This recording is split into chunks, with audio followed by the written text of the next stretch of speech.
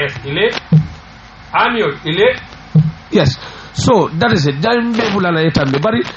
nina rajibe alaji. Bayri la diamo kono yaji tande ko Gambia man tanka. Anu nina rajibe mkamimoy president Gambia man sa kundala. Wolem nyinte ko economic federal ye sabotindi janne. Tenku se sotono nyamin anu sainte ni ajibe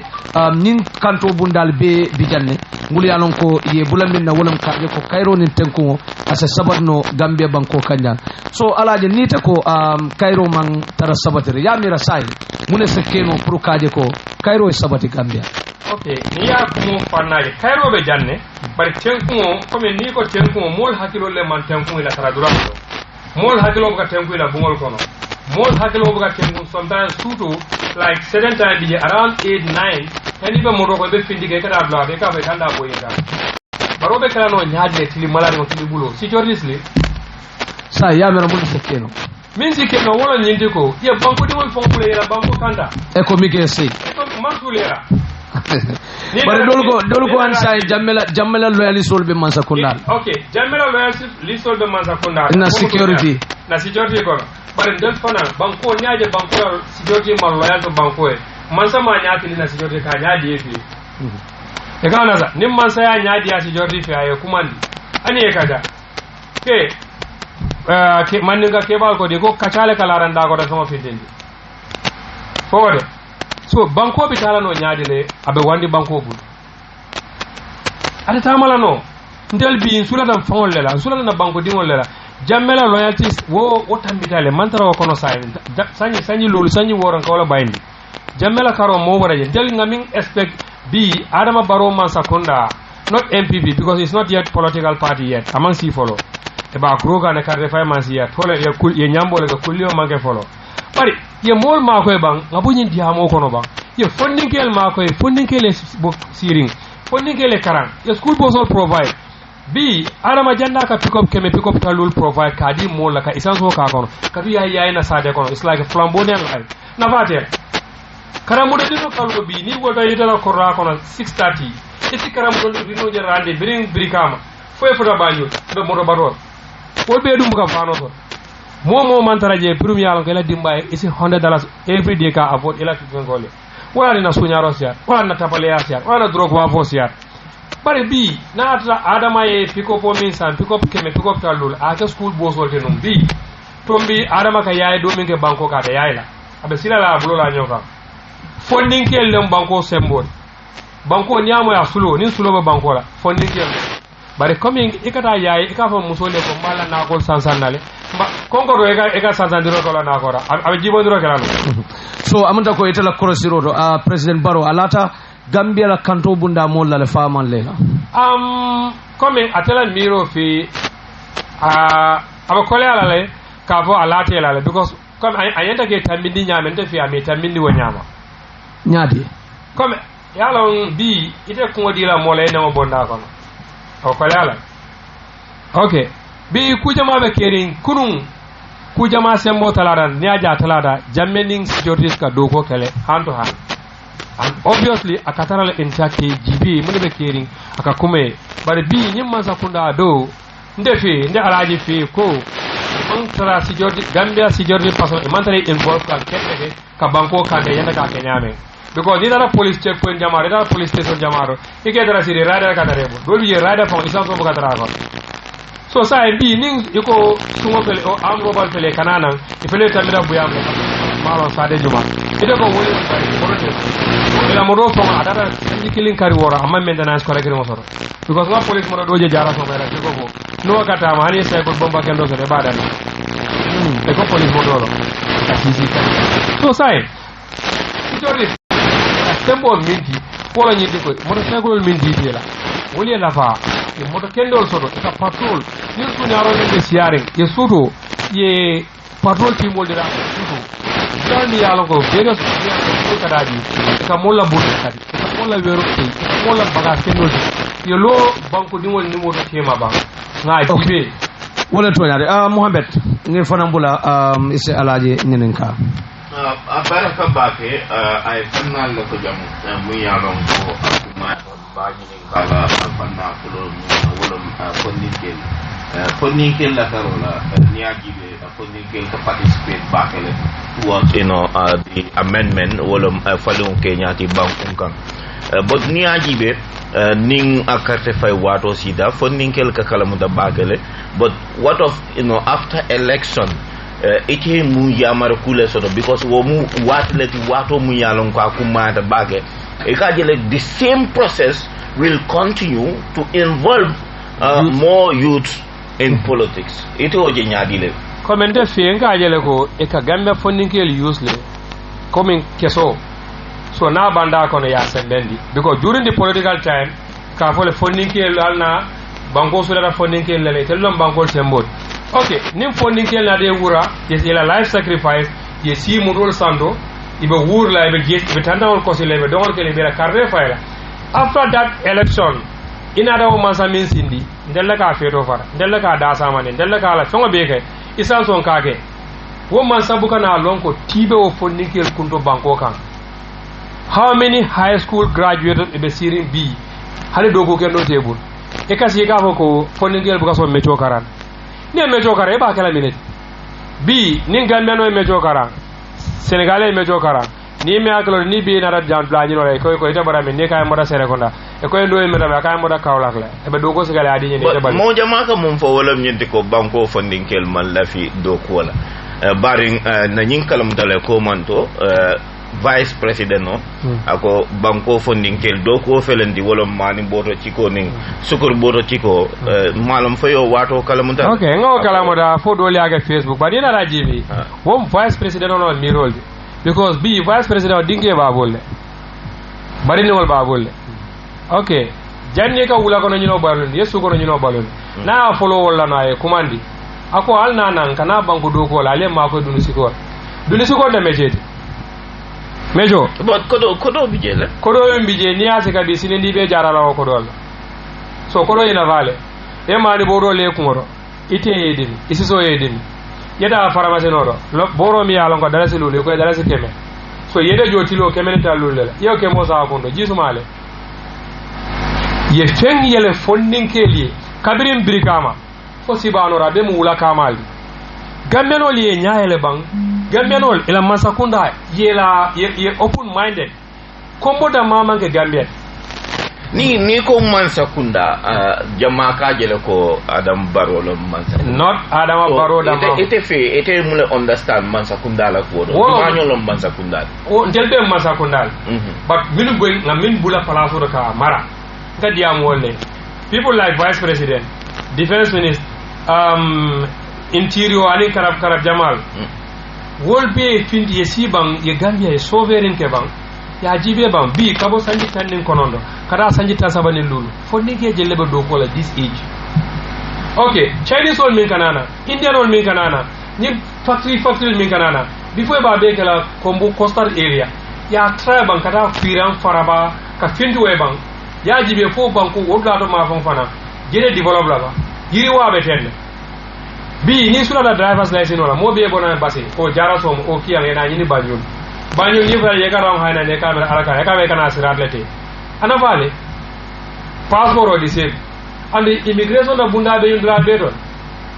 ni e machine kilinta ko dala si million kilin nyim machine woni asa million kilin jannin kari sabaka million tan ne bon 1 million tan ite o multiply la ba ye sobri dinol be supply ba baraye ba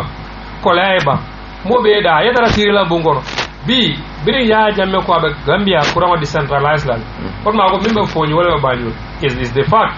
ibe banjul e jisma bonida firi jogo ibe buya me jisma bonida firi jogo what is the difference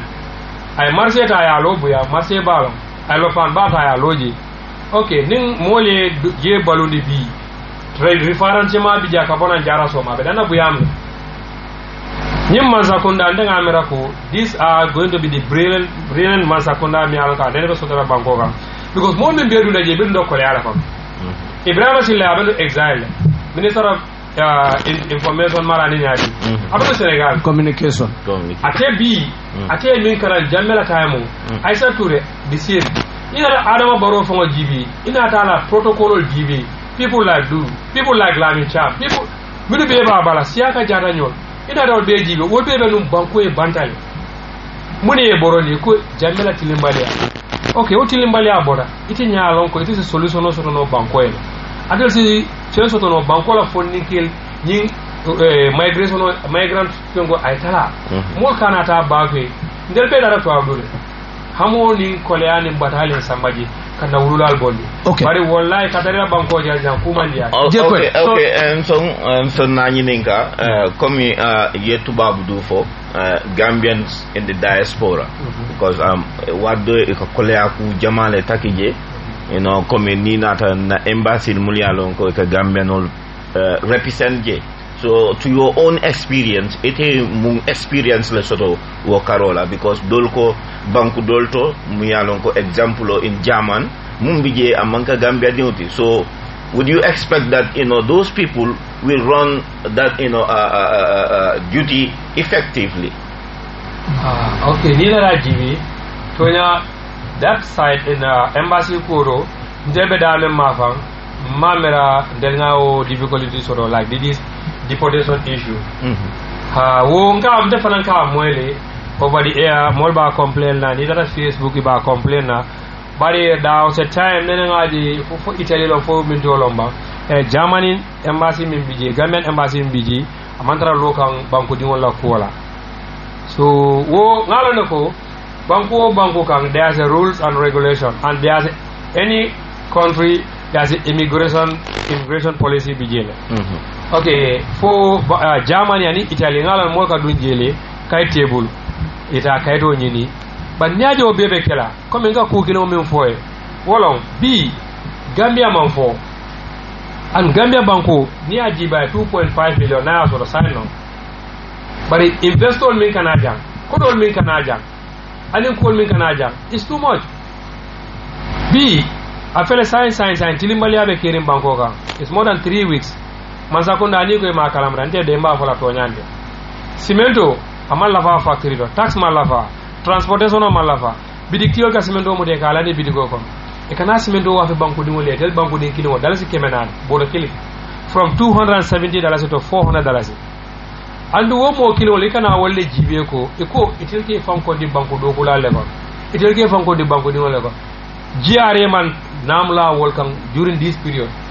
pare mansa ya kala moda mansa man ndene bidik tiyo dunda nyol nko ni dara police fokki kube bolaje ba ngalo ni dara police ndale wa fana dukarata ya to ni mana be garaje ndalla tambe wesla do ko ya so ko be belari wo nyama ntenga mera bi adama be li fora ko to nyalo ba adama fana e mol so da e marandi bundalla wol kana ke banko e fisiri walle e kana ke banko di banko do banko di jawodi because bi mo mbe kumboka wala sala membe jelega so sai mbe tala da me wolem poroto ti baydi ikatol la business o be dende men na wolem ka fengol bonde nan ke samana Gambia bankoka so alaji komantu nun ini ukuyata nun bake ports authority kamba mune yatina biri tata je yemune je inyala je because ngaminji hani sa ngajele ko ndenga mera birim fali mo kera 2016 Gambia Ports Authority ila equipment non anila dogo Kenya tarambulo be falinale ko be sembo so dara bar sign ne jawyata follow do because ne porodo bime be GPA afo ila director ko jobade nga middle of the ground anung diamo taele we along ko ngaita ndara ko we are not happy about ila operational Kenya and people are not satisfied ila ekako Kenya me machine killing minka container shift pororo over 4 to 3,000 containers all about the ground eko machine killing wa shift a day o machine be run kan both day and night ita amero machine be carry woro sustain na machine killing yajigi abe carry woro aba borla ata borla because ngamele fae wala nyindiko bi poro da madama kono on the ground isulo da machine tanela o machine sey pour ila dogo e keno nyamen ay betea bar hani ni tabiji ite container soro ji ñilon sañan non driver ibina sañan ne anala operator chief operator ye wuli kilimo di wala aya di sañan na meme masin sando sañeta ila container sip ala ni duma bare ni dara comme dara di de real way imam molo ji dara ni sila no ese tuje for 1 week ila container bala sando dama mamma manji ko table who cares and whilst yela judi ni la tax bejo everything yewo jom do ports jiare wala mpong le aje poror ela masin boronde la amage koko so ika joro ke jiare le o ports aya wan teta nde everything ka bejo agento le ya so wolle kata e joro ke bari ni nada on the ground dinga difficulty sodo foyta fongale bulolo do yefem bo diadi masin operator la non de la condamnation meno jade sifla. And secondly, either Gambia government, if the GPA, Gambia Ports Authority, either for ya lonne bang, for ya malon bang, either for ya kalamdari, mantara kalamdari, Senegal bela business o takang bake ani sembolal. Because B mo jamal ka prefer yela modol ki Senegal, and I transit la dun karang, I o and I for fenye, better than I na Gambia poro kono. O si abada, especially European all. Mune ko sa. Because motoba B nala duty bijang 10,000. Ka sipna kabona Germany or Belgium ning amu 10,000 Senegal is like 7,500 or 6,000 so gabale de tema ndefangale ya ko investigate one time sura non trogola na company do kola nyine kan ka sipin do kan Gambia ako ni Senegal long is gonna be cheaper but Gambia is expensive ngai why ako ni wala malon but the duty is high so muna na Gambia government itala ya GB muno nyunkodi it can lose yelela though they are making money every day and night. Yeah, but ngaje no command ko ngamera 250 million wasifale yole nyika kadi masakundala yemin sodo poro ha isi wodi no masakundala la bari tebe 250 million dila masakundala poro min kono hani jonkon kendo ti janen kamo salidula kendo diji kadu misil mo le siari je misil mo le ka benje nin saliwaro si dal ka baso dal yara sala afeni nin sumna mo mo dal ka tamanta mal ka da sansan balol so that 250 million ay jelle ke Gambia poro kono jonkon nin kamo nin salidula anim pompo mi ya lonko sarano dulado o nyim fountain machine on mi ya lonko nim mindo e mol mo dena e ko bola ka ya press ya keji because business big business place e sendalo so jani de 250 million dila mansala itela minu be de ko wol they are not happy wol they are not satisfied wol they are not paid so barisi mansa condamné ana fale ajibe ron ndebe de bulu do gola bi manda sama man kondo bari isi sanyang kumandi siloga bari sanyang nengi sanyang kumanda babale abe kumadi mala fole den sanya ye wuli kini wodi sanya de ke modin dela okay welam tonyati yebunda maja muyalon ko akuma ta bake muyalon abe denning tankola karola kabirin mansa kunda be silang ya mun folom reform sol nyenta sotolal fo e ma mira fo wole ya sabu Gambia bankun kan hani bi kuriya be kering ni nata fanna jamal la jibe mumbe dending tankola karol ha yalo yo folen del be o moyla no mobe contanta wala pour que falindiro ke security kono abeti adale because banku nin tankoti ji oto sign banku di wala life abe nyaadi so bi ning itel del be ma expect mam yilla ko be silale fo BAC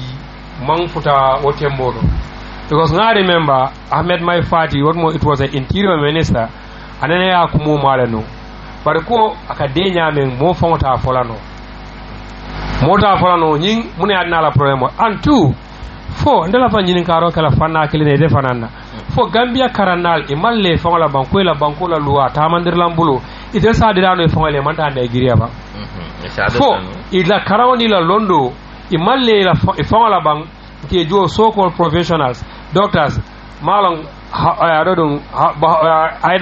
can't even name them. Even Bangkok Ganjan, we have a Karaba Beach Hotel, we have a Sardinot, we have so many conference hall in the Gambia, whereby we don't need to pay even a dime to go to Goodluck Jonathan Kadasi Okodo. Jonathan Yamuna Long in Bangkok. As an let free. Jonathan will let free let. Because at Afrano Gambia mu red let or blue or green. At the Gambia constitutional falano. Na congressman or na deputy na fali. Na DPDL vote, so DPDL yamuneke banko dimola. It few DPDs are delivering. Near Kondi Gambia DPD more than 40 something, but maybe 10 or 7 only be deliver. The remaining the MPs are sleeping because they have a good pickup. They have $10,000 every month. They have a free land, So they don't care about the rest. Because ika Jumalle la right fight, eko president la interest, but not national interest. That's so wicked. Mansa mede sindiji. Banko dingo le karre fight. Adam baro bere kilina babu. Na siara karre kesa saba anala musufulo. Bare banko din jelle karre ta ya di jara kede sinde pour kante della, nente della, dade della, sinde della, nyade della. Etele nyade, etele burodi, etele singodi, etele dad. Etele ka fa ole ko akunda della. That silence mean that alman konzora. So ya mera ko molte jibero ke la banda dipite la banka Jumalle tambindi.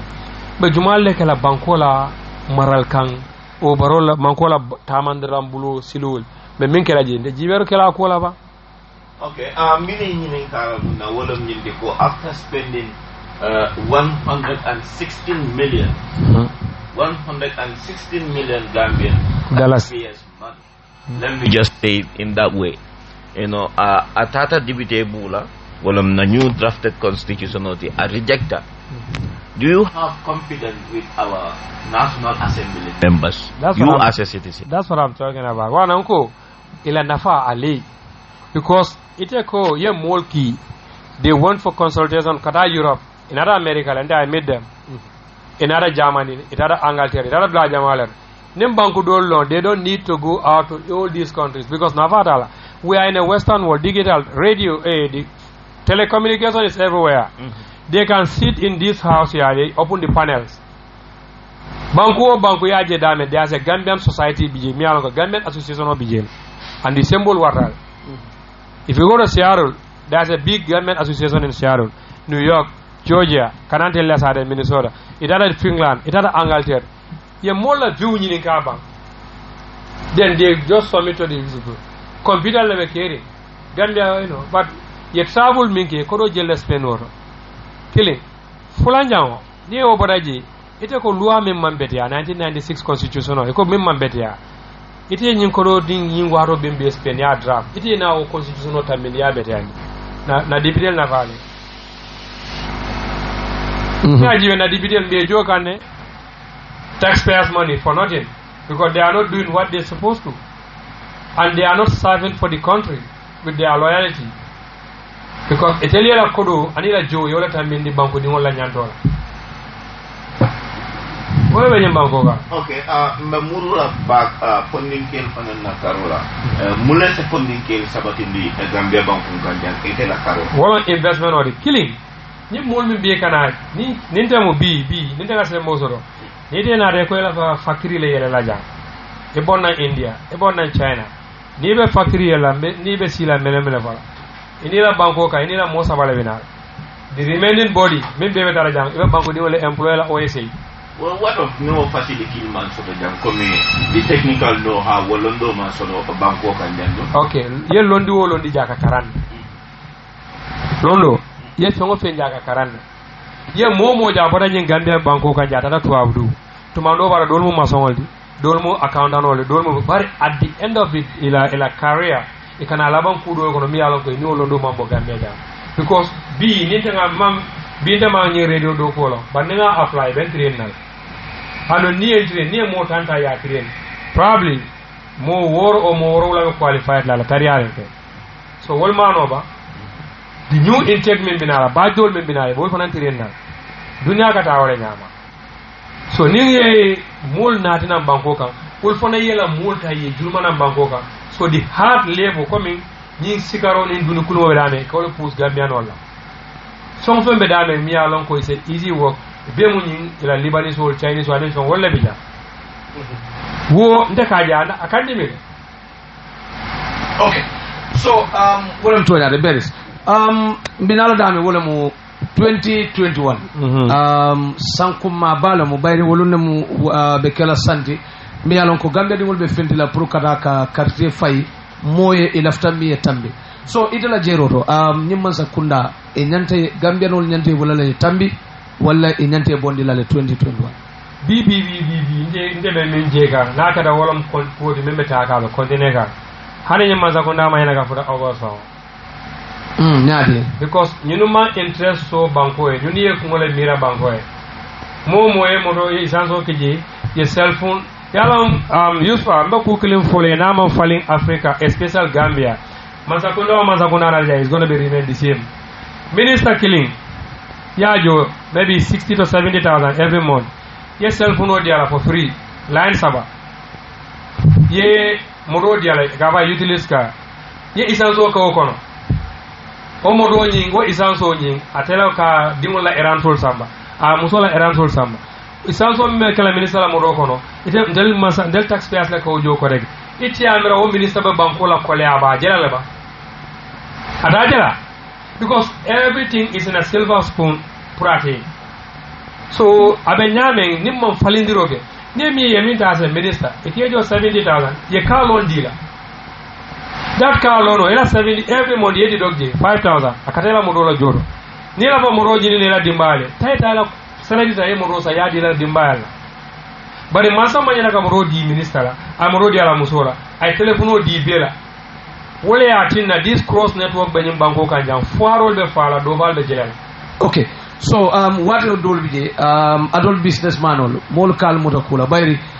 ni haje president baroka mi tan wolam ko nyim moto lu be aka mul sang e mambo mansakunda bulu andu jamal kam mi tan wolam ko businessman ol la ko diala andu nina raji be wo moto tallulol mul yalon ko ye di député la jang businessman ol le diala andu wol do di Gambia di wolti jamal kal blem le ko atolu businessman ol dan ko alla interest dorom wari albuka banko la na ko kal jawra nyolle mi yalon ko ka banko dun dingo ko ka sare nde man sila ka ko anawes awlori because agabe police station o bel because about dirgam because of found mole people like okay ni na rajibi banko kada nyame bring adama be praste da mantara masakunda ko na business la abe real estate la jumale ne adama so cycle la ala life career ko ala nyininga jumale andu aka management ko moliel aka management ko milu be ando nga property management aka wala ke abenu Angleterre he was a struggle like us never hustle fil ko but adama bira bar Angleterre singolo jang ateni alani kilate mala nyininka fo anene moto no bangase this big great businessman will yalon ke be caring inade adama wali ala office ko ne aso wuri kebe sama cash nyimba ko kanja. But now and before, it all compare because time. The reason why abe banko le nyaro overseas so we are so fenna nim banko do lo manka that it belongs to the government amange adama that b nin Joe Biden findida another Asia another China hani penoni aswale kai dandala ko mere swale banko swale because of the name of United States you went out and that's the reason why yenye ndila dollar di ga samba world the influence of the seat. So alaji sai mol bidala 2021 ite be political party jimala bay nene buke mo ya fo ibe party o minto me political party me de sa sudia de me na nyimbango ga ne bija ale ko ni iterni malo ni modi tier la ki tier la ta ba ni modi fon la ki fon la ta okay ala de maro kan mpananga tier so mi alon ko is my childhood friend della broda nyola della everything ke nyola della kala black killing sometimes you know we eat everything all on see Dr. Cisse you know so yamera doctor se yimbanko marano ba because sai gamen kami dan wolum ko dindim maralo ki ko bodo wala sa ko dindim maralo bante ngalo ngad doctor la capability ngalo ne doctor kamin keno andu ngalo ne mum mosi falo mantra jaira because of mere idiolo mo jamal tulo benal okay hanamadi ala melo kanda nala tay molo bar ngalo ne mum mosi falo andu ngalo ne ko mararo kono ay nyaton ka minki del dawo sa time birikama dalla ji kaduro okma ba doare bala tele kan kaduro oversee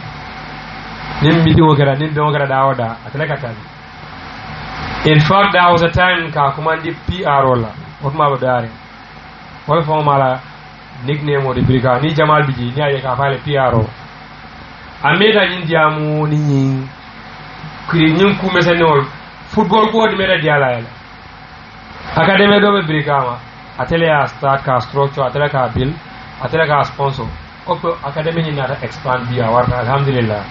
one of the Gambian Scorpion players from Bodajo at this point of time so I cool kelemi alon ko ndina dem mo fuloni ala ya lonne ko otuma be tamadula anene kalo fondin ke mi algo dinne wollo ila karamol jo. So don't you think it's too early for I don't political? It's too early, but it's not yet too early too, because the reason why doctor is close for 40 years for 41 side, and Ngajigo is matured enough. So Ejiko Sodoko as a Ngajigo Yimbango as a Falindro Kenoji. So Ejiko Sodoko 2021 as a winner. Ha!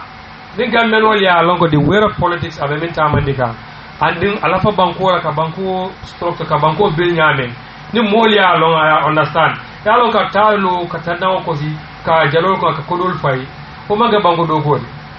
Banko Dogo Mdata B Nitala Samara de B Nila Samara, Natara B la Konga for baby honey. Kasamale San Doctor Kabin Pomu Sama Kumoi. Na Fero de la Bang be along with Nita Balloon. Eating on him do Dimosi Balloon, me along with a batala. No Uranga Dogo Kinga school dida. Gana go school for the Bangoga, honey, that's not an education. B. Karamundo teachers they are crying. Police will they are crying, a Sarani Mambeda. Nina Raji, agriculture Mambeta Bangoga. Seno Bunda ability. So B. Delta Gambia, Bimba Jigila Monella, B. Nye Motinyara, Seno Tinyara. Mamma for a B. Me Alanko, Aka incommode in the Gambia, the Tita Rala, Messisosicana Bangala, B. Ale. And secondly, Mediamla Mu Jamal Paneka Foko, Gambia didn't because on Dogola, and then I totally against that. Never Dogola, but construction and Buloga, but in the middle baby for ready, Gambia didn't Malo. Gambia didn't Canale, Bafolante, Blocoso table, Nakeva, Jinta, Farafaro table. So near the world be highly by Yinda. It's not a friend, a man of Carasunya Rola. Mobe Mangamo Kurwan. Funding Kel Bijanimi Along, Elafa Balloon Tarola, Elafaki Rural Balloon Tarola, Elafanga Kanganya Tarola. But in Bunda among Siaka Yele, Avekano Yadi. Be Almilon where Jamal Bije, Gambia di Wallo. In a regime where accident that sign, Gambia di Jamal Badu Gova. So Neo BGB, Metro Long, Wolfan Coma, Mojin Lebablari Coma. In other Masol GBB, Gambia di Siara, Beba Bulo. So Mansakunda a Ferekaba, Mansakunda Benala in Bangokanja. Akana ke kuma dima for akana ke nyone ne manza kunda ngana nyo fale kulutendu komi kari segu mumbadi wodi ngakuma dima fama hani kana de nafa nde dingol la sama wona fa ba ko del do mi yalo ko dara sanjita lul ni fen ni momo tamiro kana mire ko ngol mire dingol idimo wodingo mira wala ban wala baro be kala nyaade nde faye samare sene fa fara amam bullono amam fellono nde bana murra sama sene ko fon fara man bullo no man fengal wora nyanda ka feroji be ndimo ay kudo ke ba min sin del fana bonni o kono mamra duna mol okay ni to ba analyze la thing Gambia la major problem o ko mo mule man sa tunda lombam ko Gambia di lombam ko politicien no okay yala ni ko man sa kunda still Gambia di lombam sa kunda but okay Gambia di on ya lo ko they are loyal to the Gambian people wala man siama sa kunda ko mini ya lo ko loyal to the jifa dale ani kumo wala siama because B ninte ngaji be ko ita ka kumante mal yala mo ni be paraso to kana jibe minga kuma di ma foye wonde la modi minga foye ko ke hatoro nyinni mantra ta ko kam bi dinda paraso ni te kande against ka kuma foye mbe dala mutara minga kuma di ma foye mbo budal kadumba la wo ga yodle nen na da ko nye he sa bi biri finda oh bi mo be kuma ke no bi e kuge mba jibe la ko ite mandra finda ba ni yusfa ko nye ko okay bari bi yamere yeta nya jibe ba mon ma habila ko wala de nyinni nyile kere ma bala yuswa kuma ni mune est ce que ni yuswa be benna because ibaje la ko yuswa man darila ande alaji la biro agenda support ande alaji appare tele pour que jamfa nandala alaji la biro ndaje la yuswa man la fin jamfa mbaje la yuswa la fam bondu la di bolo ko na intini tili bolo but ni ajibe Gambia bankun kanyan ko man sa kendol sotole at the initial stage Olom quota to Dulan when second also they become very open, but at the end, Gambian all the phone, Yadi. One problem or the Kajera for Janiba Mo, Ning be the Narangeso Kemora, sending Yeso Kemora, the Kumadama, sitting in Koyazo, Nil Lundo, Inara Nanko, be Kemotambulu. sirine ko nye keme fulan ko ya tembul be nya ko ya fede nya de be nya dia la ba be la keme falin kan par sa jani may ke musika ka dira bar nga fo ba ni dara ko furo ja ni loda bum kilin fulan nya labi je kemo ka bodane nya tele wodo to gata men ga dira de mara madi won bi me balore bar sa jani so manda mena be kala who knows so ni de la jigolande ka ni ndati jeru wala na mo jamal ka fil anna mo kende bala be kariya he no kare mun na mo kende ni dara jabe nyene kala sa ni de tata wode atara o mari la o bisudo buloni la kalela itala bago plano ali okay bon alaji ni na rajibe ila kumo kono malon foyewo lamoy la bam bari ye fa contradict bari biringe nyene ka iko ni terni mola ika wolata but ni iko nadi ni fongoni mola ike fongolata so it means ite mantara Dr. Fasa Kang danko drong ala political ideology wala miro mi soto political kono bari ba Fasa Kang ko albe bota birkama le ka birkama nice so ni Gambian ol be ake wonyama ya mera be parti kende soto la Gambega parti kende soto la biko wotumo ni support ro makoro ndela del 2016 del be fadala pour UDP parti wetani za coalition wetani par brim coalition on ara coalition lota coalition janjanya wala mandan nante nyafa kodeke because bim foda ani min nadake ani min be kerin bi usabalo so bare doctor nyaaje ko ni moye ni te because doctor mo molere mi alo ngalo na brim be doare brim be man fensor birin biye ma yilla ko so ya fasa friendship laka hani nga fasa ala tilingo la kan anala katako anala ka badi ya choki mul da mal tema nyame anaka mul bi mang bi doctor fo bar kunun doctor nga diamu wal no bar dol bi je mul yalon ko brika man ko le ko doctor man socialize ani mul man dunyo ko no bake hawo dol ko fole hani da alaji bi mo jamal yelon brika mal dara dawda mo jamal bari dara daado de safo ko nyimbaga modango dunya bole nyama mo dola mo kurum mo dola kendo mo dola jawo so mo be han Allah annabillahi Muhammad the prophet sallallahu alaihi wasallam mo be ma tendu alu mo be ma jay bar ala ya tele da ka fi sandi hadda tol be bi ndese kuma do fono dol bi je wolbe docteur haynan nan ne comme ya tamata siloje kan bara ate fana ni momo sida nyokan ani momo din yake nyokan tumando baro ani momo tara nyola maybe alhamdulillah mala political party o support 100% follow bara ate fon ko nga support de nawe banko faraji comme officially ma declare ko be siel follow ibe fenso le ka ande be alme sirine follow ibe fenso le ka me sirine follow be analyze ibe sirine mundo fenso ka me fenso ka ani alnyanta jil yalo ni sida fenso ka jama 2021 ning ite nyongol siata mo jamal sida fenso ka president Barrow be gagnera because banko de won la ka carte fay okay killing ku killing faran so ramba ni kala wala diamo siada radio bungol to diamo siada satel kono diamo siada e ka fo ko lunta wala kayto lunta wala ka kaydo di lunta wala la ha mo pa mo la radio ala bi ba ko fola and secondly ko fula nyaaw ko samate ko minister ko niaje boro buga banko di wol si banko di wol ni lunta wala ka nyo fufu boro because Gambia kayto la bol da mera mo nyanda ka jibero ke samata lo kuma kamala ba ke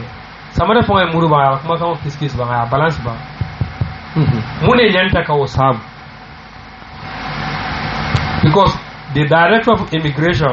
Gambia di wala amanga Senegalais di anda wamo Casamance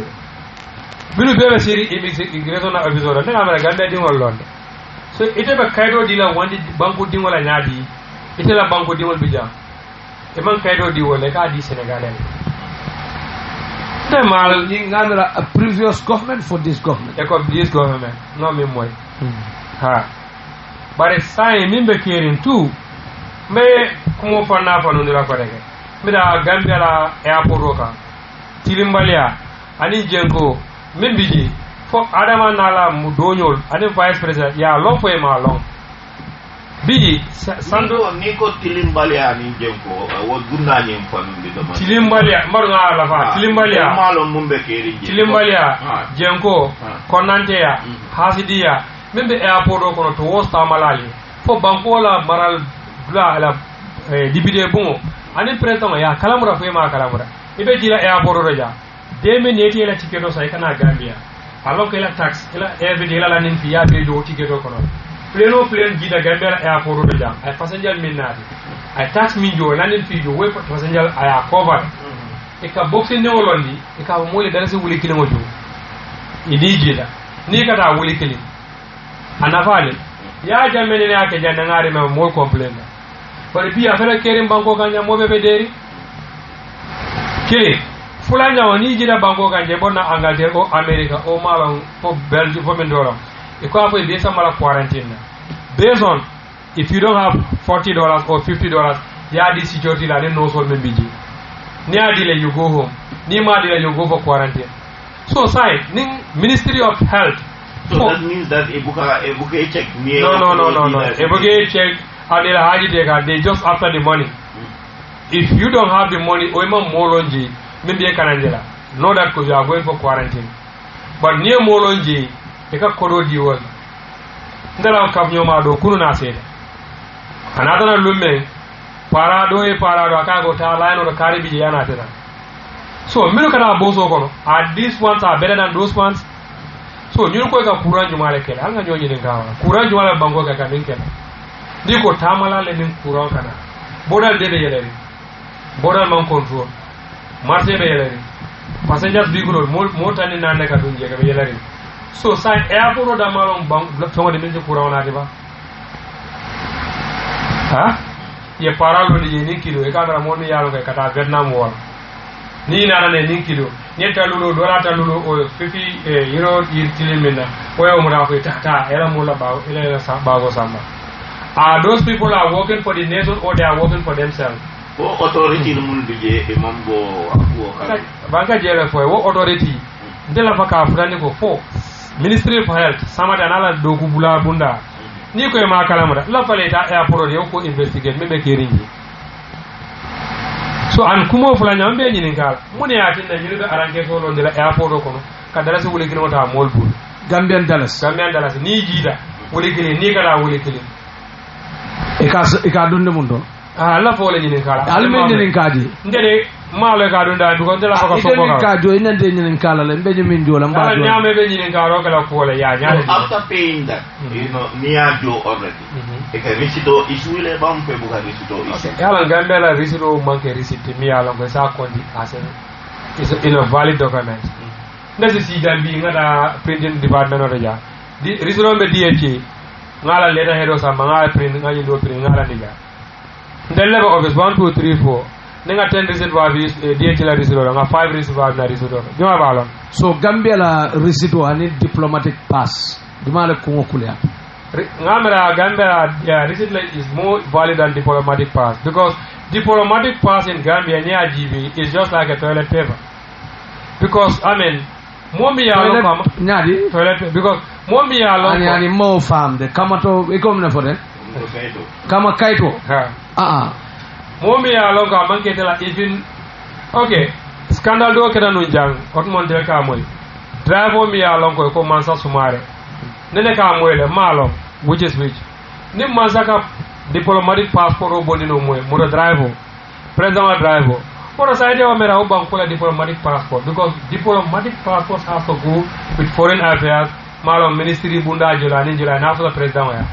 so the driver ka access to ko findi no for driver access to la na storage ko na toilet paper findi mona vale e ka diplomatic passport banko la kaito ka wafi ko ka tiyo wafi nyaala anga jibe nyofe ngatili mo fole Gambia special Africa ku kilim fula sabu tuwa bolle kanyingi tanko le kanyingi bare ngam fongol jibe ban kanyo samba nyamen ba jenko ni tilimbale ambe banko kan bi man sakundalo modimi alon ka se fuaro nyaabira wali sungaro datara logon saba sukuro da se wuli kilin kemenani ibado ba fo ko sinini no sungaro be ina sunguro ni jabol ni pobidoro jibe ba ibe da kafula so mbe kala alaji mbitala kankular sudundina numuru danan dorom be continuer la programme ni nambari ngulani BDHK FM la nanjina e mantara kalam tarim ba fo ya kalamu dale ba ye nyaka si ba fo ya kalamu dale ba be kisi ka ko kono ba kaadu ngaaje le QTV ye mol interviews men de factory ro do complain ka ba kabiri wo lungo anin bitema man saman finti ke bulo legi man finti ka dandar laal ke man finti ka diamu hani kuma kilin nyin ko kono so ni nada jibe defe poro nyin julol anin man say be bulu kilimol taka be ko kilimol kono okay ni nata alaji dañini wala karola bankunkan wo mu fenne di muyanon ko mo jamala ko kumbo bankunkan etela miro to barin ambe covid-19 ne kono etela miro kono ndel semule keno pour dañini we sono yano agambia bankunkan ja wore tonya akolera man kolera wo ko jam na problemo mu mebe tada nada ndefe ndi okay during the jamme time modol ka folen ka kala bari maybe si kudol example tan wala demanding ning ye mburo dala fa o ye mano dala fa ka findi la diam ning julol manson akamune ke afanan katala ya order na be de bulu kemesei atiake kemeluldi so na me da daka jile oto nim man saman sembo so do ka diamu business manole man sembo so do ka diamu julole oto man se ajiwe ba mo min bulol me ko ben foirol be banko kan e kana je ko nyemu NPP le nyemu UDP le nyemu PDOIS le nyemu GMC le nyemu nyene ye fende la ba mi ya lon ko ase do bal nyaaji yo fi da ba ya jibe ba because don kam ni tan wodum ko Mohamed Dia ni ajibe atelemu moti mi ya lon ko asembo sodo bake ning atara na sumendi wa fola Gambia jam so woka kole ya mo Jamal Bulmul ya lon ko Gambia dingol le muyde bari kala fi pour ka sumendo sa hani dada Senegal pour ka sanje ka samana ke batandi back so yamira mune sekeno nyin karola ni ajibe we went back to the old system in those days what mo Amar Samba kola Gazem kola semende buga dum banko kanja ngole foy ko o mu man sakunda la tilimbali aldi to was ala banko dingol kan car ite kilindi na lano e ko kande sang the others la business of way neglect ama fair. But it business on me along competition ta kono down always is a problem to the country. Because bin dia da nyambo wala kala. Mote computer. But it be ning Mohammed ninja wal kasimendo nadi. Samba kasimendo nadi, yoro kasimendo na pare kasimendo nadi. Nin simendo be keme fula bida keme ninta lule. Dia ko yala wat. Bi na de factory lo. Factory simendo factory sabana so da Gambia ja onani. Competition no sembo wara simendo de mode simendo kumbola. Because asembo te yes me di boro san dalas kemenane bi ya paso jo dalas moi that's $420 bi saretiol pus tiol be $25 lo se di boro sai momi ya lonko ala annual ala sarali mumebe ni ajibe dalas wuli wora long for example so no ka kata se di bungolo yamra ada kala jela fonte ba because ate asambala no kenyo manna mason la jo manna se di boro manna woro bi ni ko min ka foto nya banko kan nin to nya lo mol ka min fo ko nyim man sakunda hino so don man sakunda e bala fa so do banko e nyin ko be kere logum fula anin fe bare man saman diam nde maaje mi ya lon ko fo usenu bay sankare lon bang ami e diamo no jame e adamala mol be kono o dusa no mi tan dan ko so no dunya beeti nyin ko be kere nyin skanda e tel ko e bala fa la so do banko e andung sankare le ndiro no nyim mol be ibe be deri nyim banko kanja wodo sai nyunu ka mol nene le ban fo ka mol to le jibe le ba fo ya mera mol bo bulko so tewla le diba ite la fela haajo le nyina mol ke nyina mol bare bi digo fele nin ko le afele banko kanja modo do manta faadu network modo nene manta keri fa maro nyaade fature banin kudo le finde si findi do e press conference command bare bi nyintili mbali a wafiro fele banko kanja bari telta kalamuta ni yetili bidigo mena ni ko hana hamulo ki moy diw ñine bi ñanta ka mo banko kanja ki moy president ki moy ge ye tongo sika ya diala del mi ma sembo so mo man del mi lo bata be kere ali amera bata bolano banko kan ñadin al nga jeji ben dama de sanya so that is nepotism wala on pot okay few people enjoy the national cake and the rest suffer. The rest are dying, not But sober. the rest suffer, but people don't learn from their mistake. Wala mintiko ning kate Fayosida or ning President or Tata Tola. People are so open and generous to the president. Mba faile tele mbekoma bi mbekoma sama yoji nyadile. Yekuma kelen fojang. I just want to go back to that topic. Ekoni President Tata Tola. I'm very disappointed. President Lanye last to iko meet the farmers to ndenga wala moy radio do ananga wala moy akafo iko president kada senela le jibi bari president kada molji akafo ndenga moy akafo ko iko motembul nyi molbe jibi so president man sene kuma afo sade fula fo sade sabar ngami moy tiyo me tiyo sana nyina nyinda ngamla senela le nyanda ka findi yavo masaya ko nyino na kole akoti masaya afo ko nada sene ton le kumbabo bari mbal ma ko la jamba ndotole mbal ma ko la pawtira dole mbal ma ko la teatro dole ndeli ngolo lo mid the farmers to but not the but the kajele ko alaji you cannot blame the president there because niaji be akata mol waling mol yalon ko ta diamu place pour moto wol kam mo folo nyenti ko mbela agenda la support kam bi mbal or science kana for mid the farmers to for mid the people to president went to ka fango jibe ka challenge ka jibe ko for still I have people they are mol yalon ko e be loyalty from ngaw mol soro from mol soro president tata wala test. Okay, so alaji itala korosiro to kabiri bijam president Barrow ala darajo ka salale wala ka jibe omo ku fulal ila gado lo mi yalon ko wolbe comme mantra banko la ku fe be la posole then wol president la darajo barinde fe bi ndeka minji anen kunu 2016 demin na president bo bolana Dakar avec jila Gambia Banjul International Airport do jang wolu nga darajo min jala nga mol min jala noma anen bi na pindida womu bana sanji folo di won so yamela nin carte faw kala 2021 abe jila la fo nin tili woni to nyata wada straight nin tili woni so nyata wada for 51% lo for 50% lo for 1% lo tumando baro taking other political party min be leading at jela but fo iman do sanoje ima no mbadu ngani fo ima mbadu ngani la follow up question iman duje ay na fulango bonda ko what is a sign of kaitani ko Barrow be win na 2021 yalon du mu hadama do mi yalon ko he doesn't know left and right and center nte boko du boko ndebe nyame e ka wana sa follow lombalo ka amura ko masinwal du la politiko taro kono comme katara Barrow kan nasor kan during the transition ro midimo kan nasor la do no ka be diamara ko kata molle kuma wode torko kabula mo jima kono ka kodi boro ta ga ko maka molto keme fula kaydo wuri kilin kaydo la karle nyingi ja that's a politics ko ka politics we ka banko la ko le tinya because ni du jibe du ka operate nyame ani du ka kuma ka men fo ni du haklo ya balo be so mbanza ka kuma ka men fo amanya ka ofo du lo la Gambia bene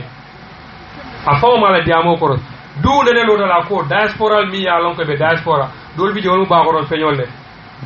anene o fo sta FM anin faado network anin pamudu pandir la interview dolong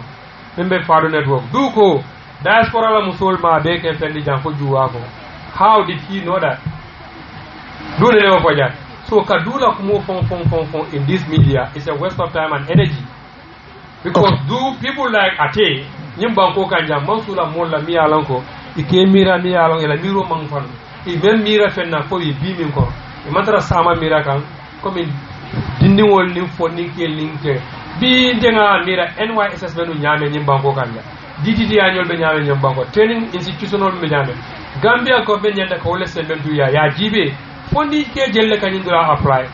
ko leabe fondi ke jelle kan mi alon ko they just want to further their skills but e man ko do so de yol ma koy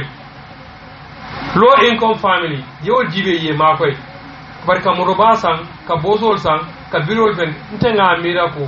bitilo nyimma sakunda nyande ka kodi war Mohammed. Okay, Nina Najibe, because I'm feeling the local government election of Myanmar Kwakata Nyamina, that's a sign of the incumbent influence. You know,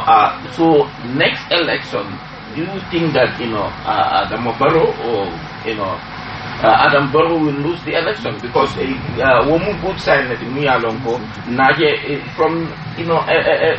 just an infant political party. Myanmar is just recently built in this country.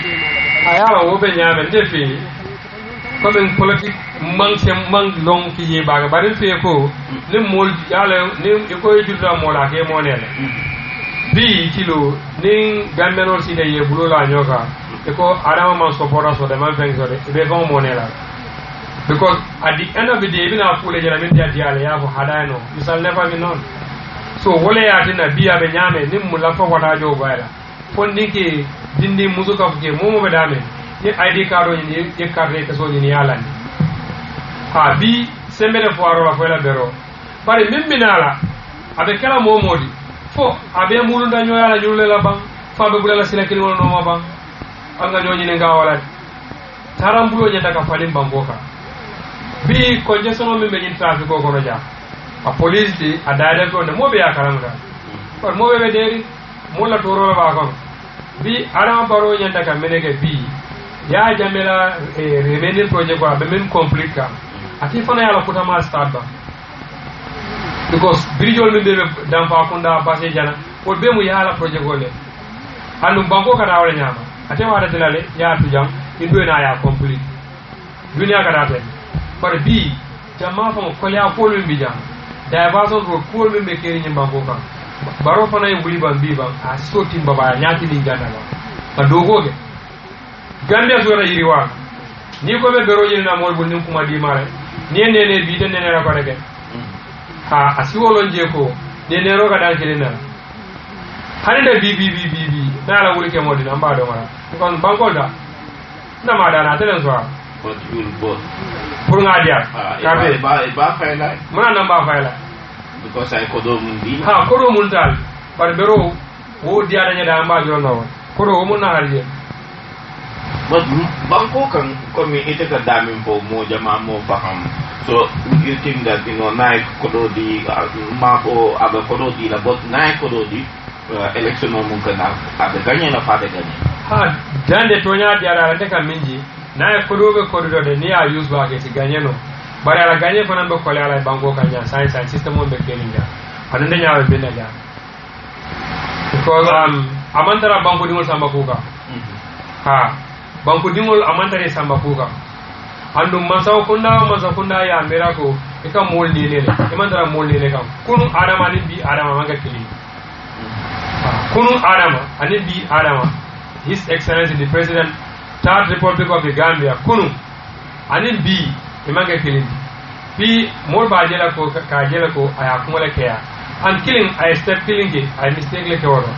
ninde mu adama de bring sida yande bendimul bonda janke samba to foreign countries nandi wol bule karanjamba munan na afrika del gameno de lalam fon karamun kendol bija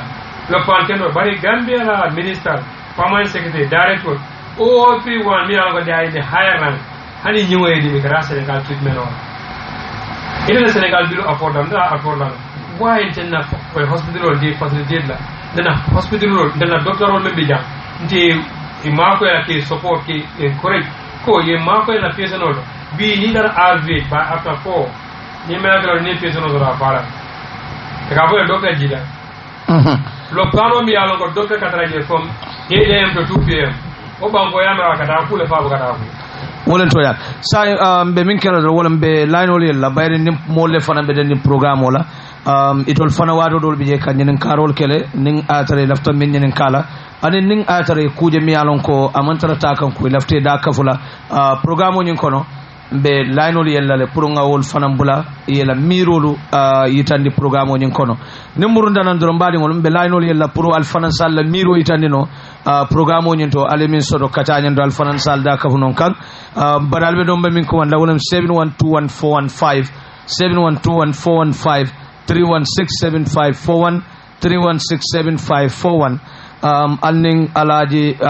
sanyang wala be studio kono ani Mohamed Sanyang ni Yusfa Dabo sayin bina line wala yella pour se mol fanan na miro je nimbora kankular sudo pour mol fanan se la miro yitande programme kono ko nga fale nyamin doron 71214115 71214115 3167541 3167541 ngana force kola jibe juloto allo hello assalamu alaikum hello hello mbe moy kan assalamu alaikum wa alaikum salam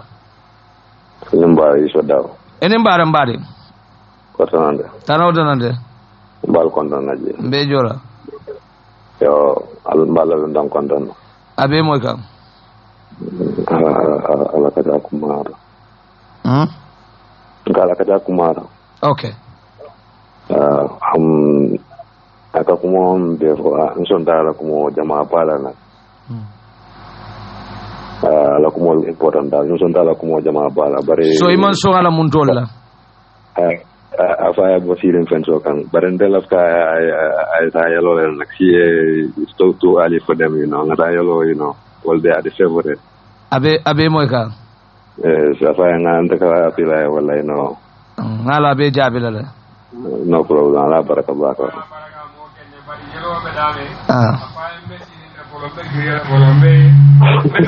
Apa ji fenso ko. Okay. Ay moy lay. Wolem to nyaade mbaade ngol ko nga fo nyamin daro mo la miro kuma da programme to ngani doji be. Allo. Assalamu alaikum. Wa alaikum salam. Mbal konton na. Mbe jola wuye. Mbe Sanya Mba Muhammad konton na ni Alaji Sanya. Morke ala kumo bira ya data kamunta abulatan telefon kono no. Because bira fara to gadin ba manu. Allah ka dolo ni altata record do nene ya fonu nyele. Koni gadin ba min fela abe narin jiyo be jene maybe tanda taman do mbar yalon te o manke je lontan gadi ne mi wara batale adun jiye dige sama tilikandi jiye doron ne beje so ni ka ci ka ko fondinki man do ko so do kante di min ba ibon ton do kala akan di min ba so adun ni sol min ku ko to de yawli fi be samano nyendo lanne ya taranyin ban ku kan yamuna fala kote anile yawon woto fawo tubanyoni epiyo mano la bele kado kunyindilano bari bijiya ina postate mola nindala min kataji kado kunyi sege to ni kata timbal landi wodde ko kata wo farawo to teni to aka ku yatalde kontanta la kacala bake ado ala kaca ni ma lamoya ni gusola ko ya lamani hakilola ay kuma kendo le fo alama ala ya jo kila horomon baraka ba ku da min fana ismaila la karola yalo hada badu ni amo inde ka fe faile diri tumo ni ka ku kata wallahi sufa hani te nadre ka ku kata ni lo da bide da min ba fala ba kya because wadre man ten yalo ne kato minke wato ni na ta kallo bunda to mbaje la ko e batu nyaje because kata la ndere no so isumela la karola wala tunaje ko la tanyor la nyawonya bara min ko wala woto mba tentu la mbaje la bara mala fi ka nyoru we be mfandi ka nyokan okay wolem to ya ambassador ngetendu ke jayi abaraka bake ngani do jibe juloto allo hello wa alaikum salam wa rahmatullah. Hello, assalamu alaikum. Wa alaikum salam wa rahmatullah. Be moy kan mbadi nadre bu kam moy seddi amuno doron tol be moy kan. Mal konton na Allah programme di ata basele. Ya bodu ku kelin bigi en taja Allah lu naw men bigi. Isin like nalbe mo invite la in ku si fala. Almo ko man ni ala ko is going to be neutral. Wala kay bayla même panan kan la moy aka do falam ben la moy la ni hakilon la wajala mbe ku jamaata mo la ji mo di shin la ga bela kaja abake kan ma karaki ni mela anu ni la fa banko la nyaato tala edukati ika man ta kunda kaja fi won nyama aka diko bi min de ka mo so may mo so bon man ta kunda wala nga MPP le so for example maybe be iba fo ida kampado ke je ne alon komparati konti no ngata kudo ko mela nganya na wofola because now my ala dia moto aba pula ko ma du sano nyol ndewol dankulo la diko sol mutantan ko silale you don't say that you don't see tal ko mo so melon ko abentel ben na faran to men kala mo en bil on na kan something ikapyo fo nan ten ma sakunda ma no be share le bari na mera ni plano ke ma no si tala gammeno ni fanna fa no je ikati ya mo fon tata wolem toñade mbaade ila miro kummata momo nala miro kummata ngani do jibe juloto allo ko dawo enen mbaɗa enen mbaɗa noon kay dawonen sañan e kene mi wimade to jamoy yes do mala mun lamen dabo la no lamen enen mbaɗa jula enen mbaɗa dawo mano ni nala ka support bake because I found out from yalan ko sabatida also, 3 weeks back, Ramanos, I think, 1,250. The entire back, America back in $1,400. So, months on the next, five diamole. Then the potential of Minkitan on Comanto. Yanin Kalak, I mean, if I come to Ada Bundi. So, you need a Bundy and Sola for no, must you want to tell me what are they? So, for the Avni, the Punyaka, my Baba, we fat Yavna, my Hakilola. Malafu Lama Sola. And this is all right. That's wrong. Absolutely, Not support back, even tell the court, because Alapuim content for, up to the extended Malong, anyway. But I can't come out at Baba Kele. Hello, Africa, especially like Gambia, will until a problem. And I mean for Nima stop. Momo na Rabina Simfal Nomala. I didn't draw many along, be but I gave Bankobula. We are covering in Menos, I want to work in United. And then, no, back, especially like near Bediala. But never go to you, I need Africa president, Africa president Banco, and need a master case as an Acadia or Banco in the camp. We all see that. Thank you very much, but left of Baba, maybe nailing Malong, how to do those things, but now support back. Abala number de la Janabita. No problem, thank you for that anyway. Lamin double anyway, and one number at the time. Thank you. Abarakabake, Lamin. Wolem toñade ko nga foñami momo la miro ko mata ngani do jibe juloto allo enen mbara assalamu alaikum wa alaikum salam radio talado mon Yusuf naam baraka mbela mo konto la bake ala dia mo kumala alo ni mira kuma kilin fo lato la bake ni mira adama kunu mala ana bi ma sawni banko bari sayin afama min fa ko ata karandale ya jamme karanda gambenol karanda so membe je do adama fa lembe keri so ngana son man seyna ka kuma dimal fo molye ite men nola ate fa lo la ko gambenol ko banko ni ba nyina kadi amol fo diamu dimani sita men diate yak so adama manke moti mo silamen bambe do ale la moya fa programme ni yata apele ala ba ma lajo so on kafnyo ma do be jayo fana yeso ene mbara da bo sankara da bo sanga baraka alama alejo abaraka amin ya rabbi alani kila ni ma hormoto amin ya alani akumata bakele dun taw men bi jemba konton na bakam be wala shimani jada kende alam ay noman des fois bebe laaren tabulo ka bebe to nyaare wala nyama amon kasi foje amon kuma fo men sike tinaro to ay noman des fois abe laaren na banko be nyaabe telendi abe laaren wala nyama men ka fo dusano nyimman tan tinaro la politiko la be keri politiko dum ni abe keri be pare momoro ni la opinion e ka wolof nim fane yala opinion fa temman ne pour ko soppo ko agence agence durante dantide moom wala hakkilo e men di inanta wala fola mi yata men mata yakije politicole ɓe kere keɓama men foɓe santo ɓe pare mbeɓe men ɗo para politicole bi on kama kunda so wel at least momoro ni e ka fola ɓorla e tiw so kana ño soppo ño agence woñama nimmu opinion lati mbal be ko donna bake mbe duwale Yusufa ni lamini sana nak na molam nak karuna be Yusufa soare sa fa njaay men na muso bantano mba ko donna bake mba jey la bake ala baraka bake njaay tanki baraka bake almale fanan sima wolem toñade ko nga foñamen dorong momo la miro ko mara ngay ndoji be allo radio talado monde hello enen mbaram be moy kanne yo ngal kon donne ngejo mbe kon donna mbe jola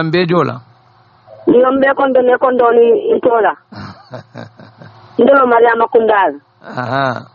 bar mariama kunda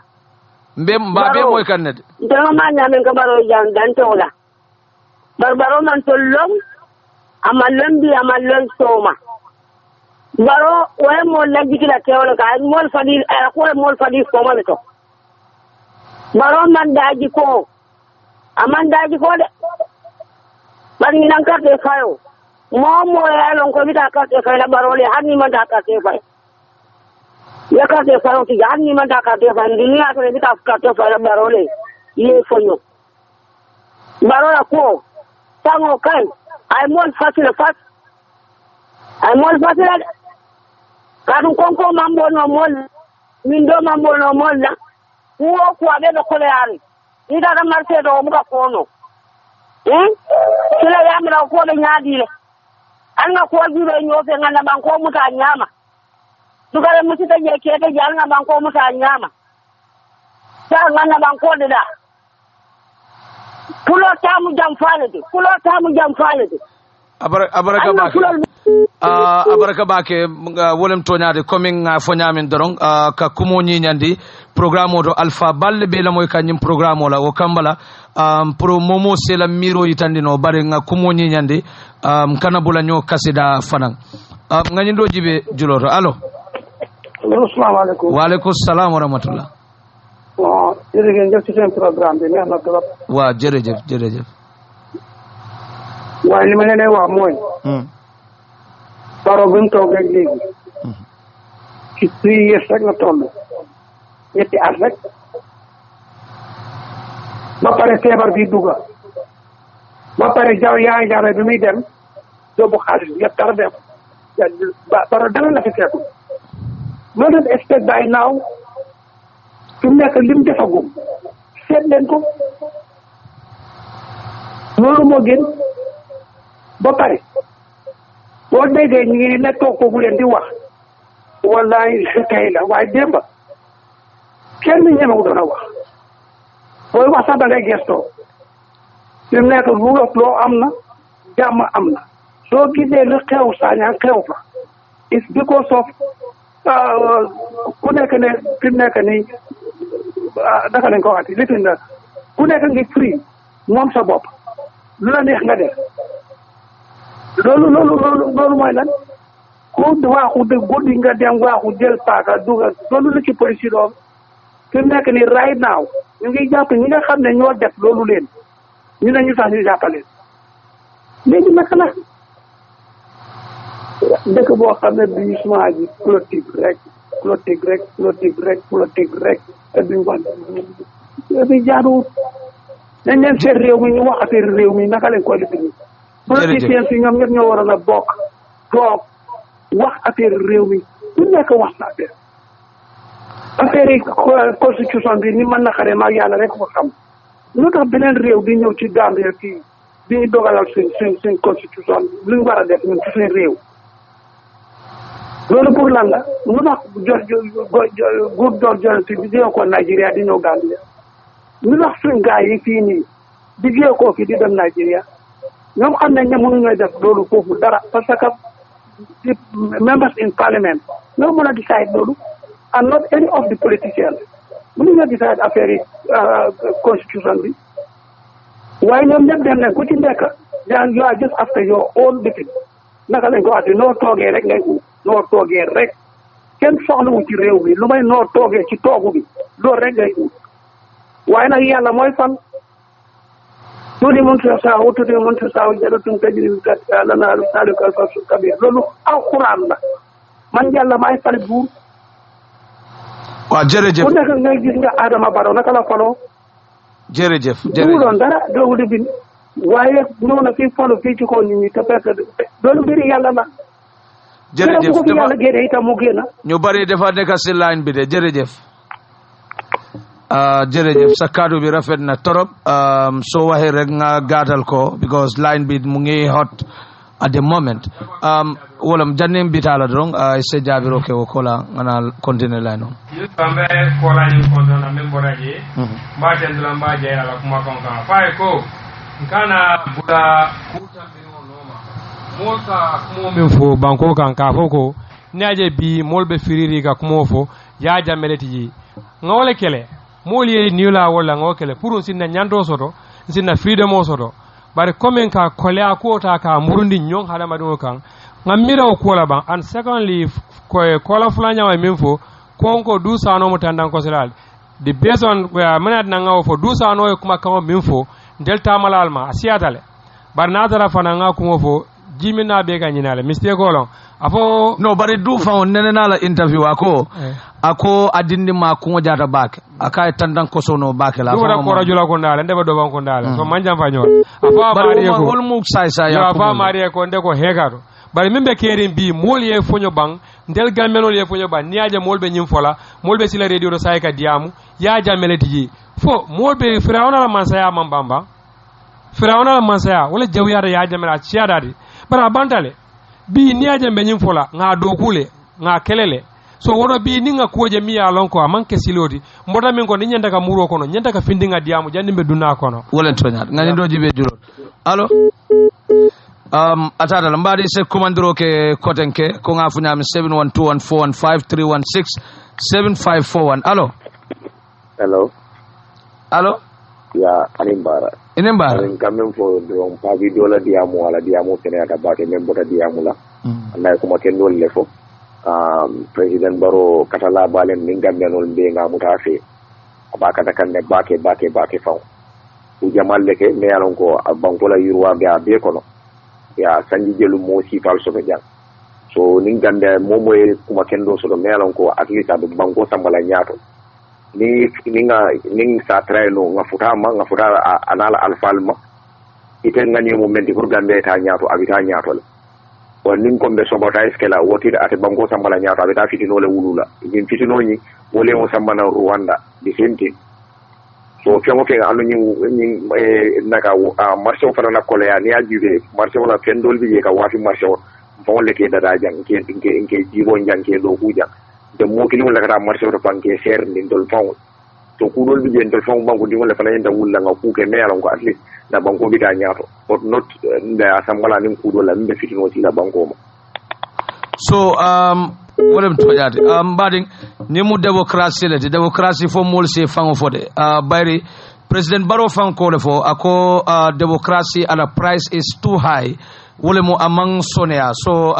be min fo kam programme to jang amanke coming lafta banko le malala wala ka kuke bari pour mol se la nyanto fono mol salong munebe kerin Gambia anen Gambia la nyaton ko jamal wala ka programme nyin la moy wo ko lay fanambe bulala akol nyin no ma bayri ntolni te be mu Gambia dingolati anno Gambia la yurwa na la nyato ta wala mum bela miroti alama alen tanka ka kuke membe nyim banko dun na nyoto ngay ndoji be juroto allo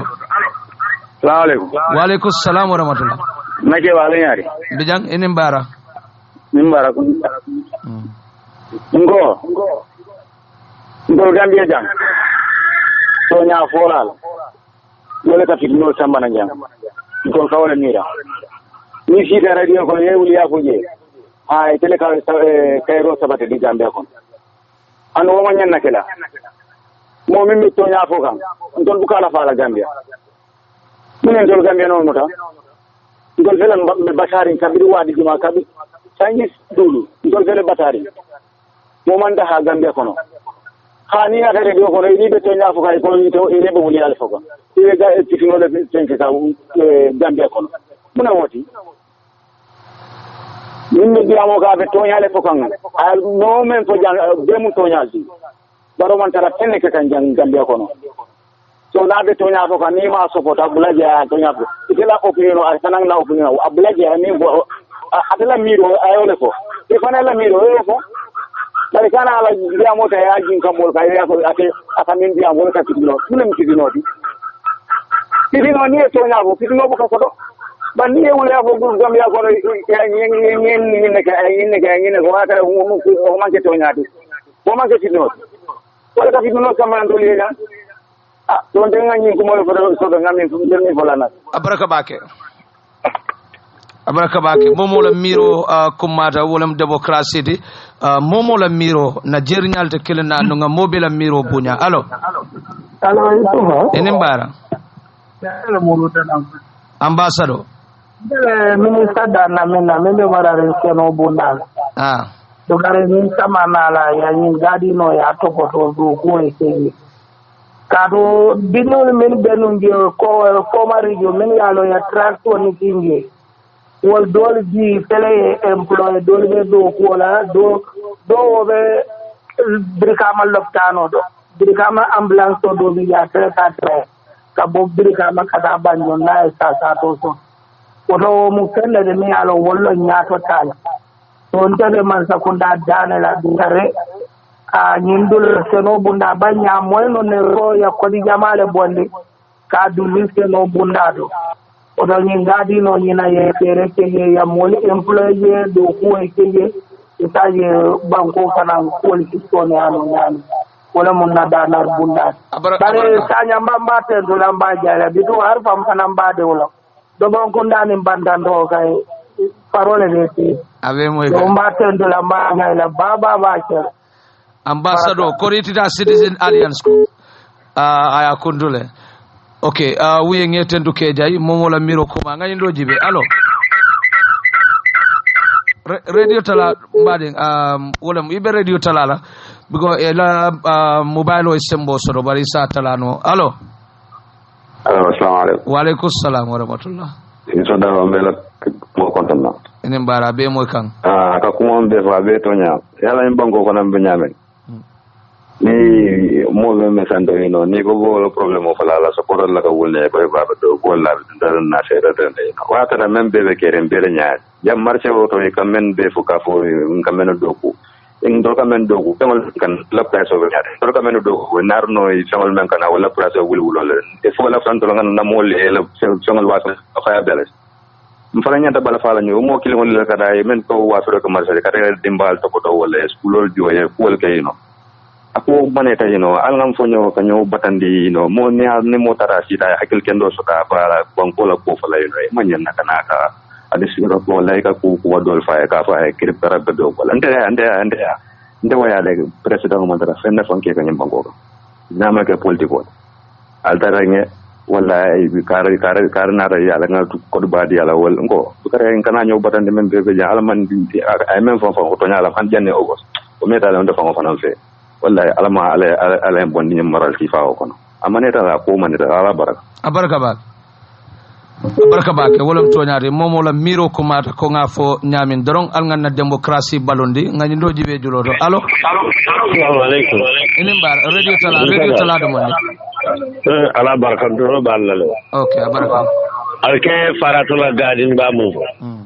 yo gadino je jannim do be sarna je birkama le tanti birkama bu yimla kombo banyu ko la birkama no sati baade mon kata dame wadi sulle tano ugan ba be tema nyaabe nin ko yende ma yewle ko lettano tino birkama lettano hani hoy kafu gara so birkama digital o kande kere babe mbulje wolbe sura pour ko lettano so do yamon so do noje mun fana ne do ko je kay so na te o be tinya aka ku yatale yalla hani ba dum fonde tonya le so la nyoye tonya me wala kandila nyona de so mun be kere hani mo ma fo mo wallahi ni tare ni lettano to ki jole ko bo ko mo nyaajo le ko boy boro mum boro tam wan tar lettano ko han bori kidinati je wallahi ñin kuranto be bulu te fawle ke sasa kadum ko ni mum be bulu kara boro le sa ñin ko do tete bulu dara mo la kala abe faal le dag nga toña fo ñoy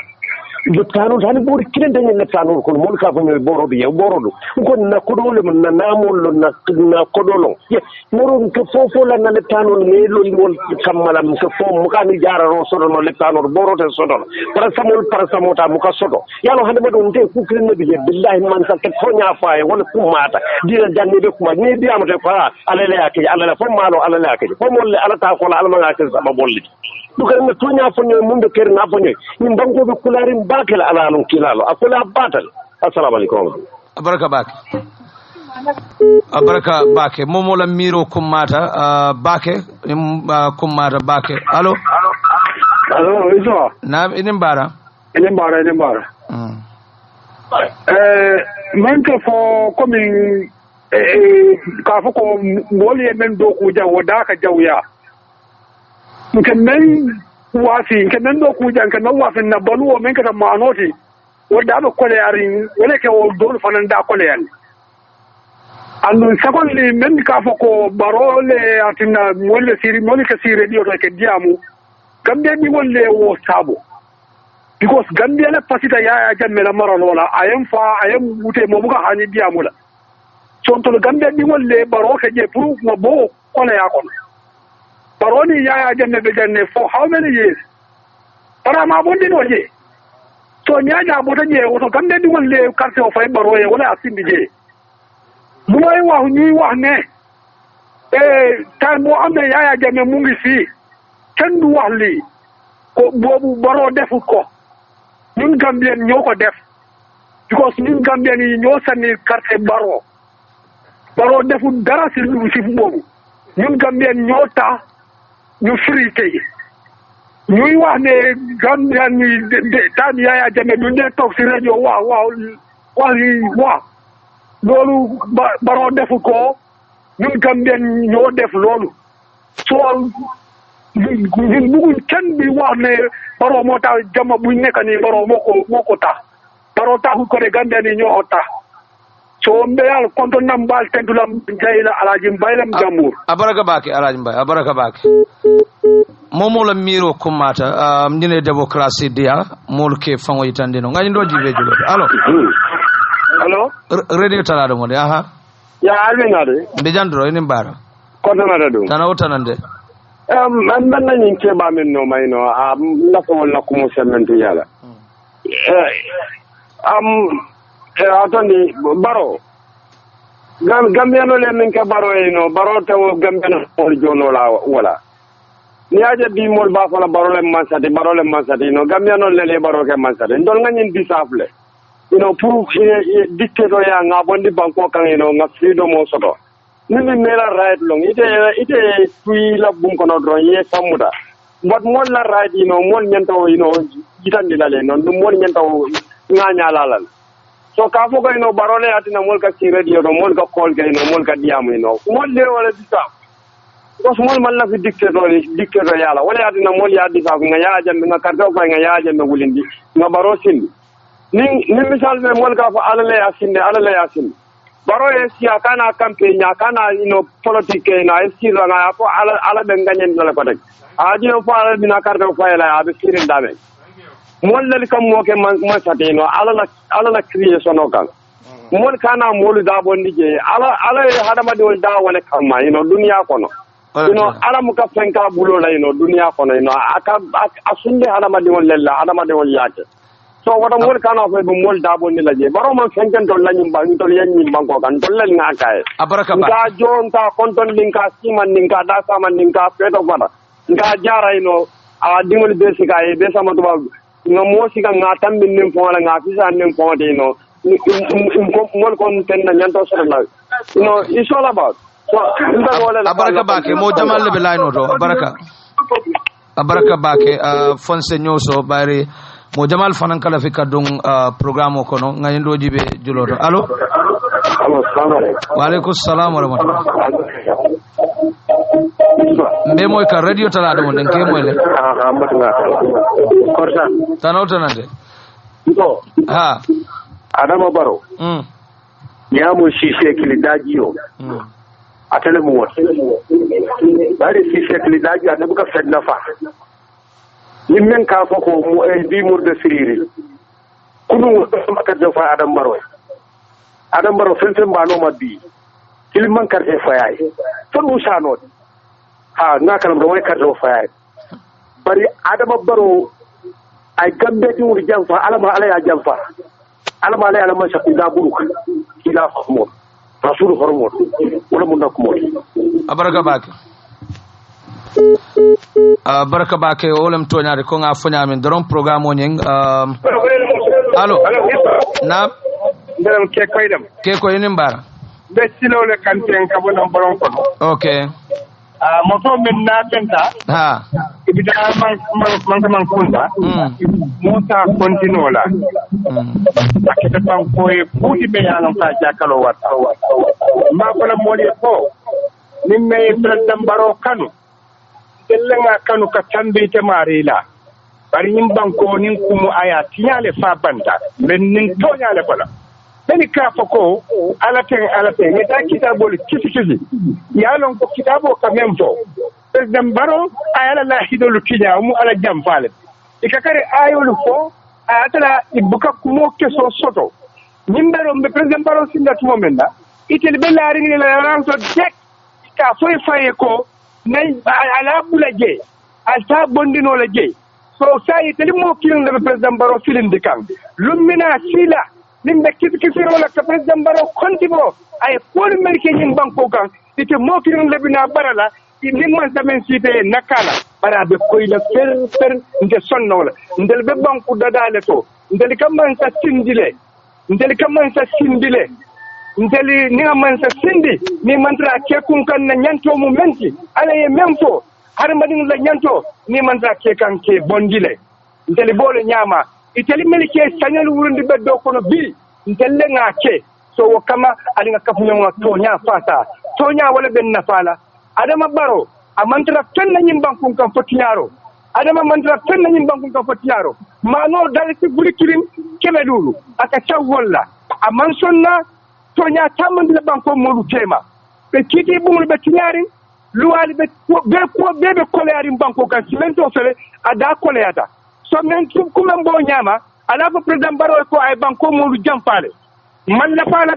la pala sama ali nga to nya fata ndelle nga tindi itel meli ma sindi itel ka bara ibel ko no ayo fole faye ibe kumol fole faye ala ko ten a foye ta karang la ye karang al kano ka membo la hido tina munanda mari mofo ay la hido tina kulanjang a dosano ye bero faya yenne nde jayla nde tandula bar adama bina wol fang le jampala bar woto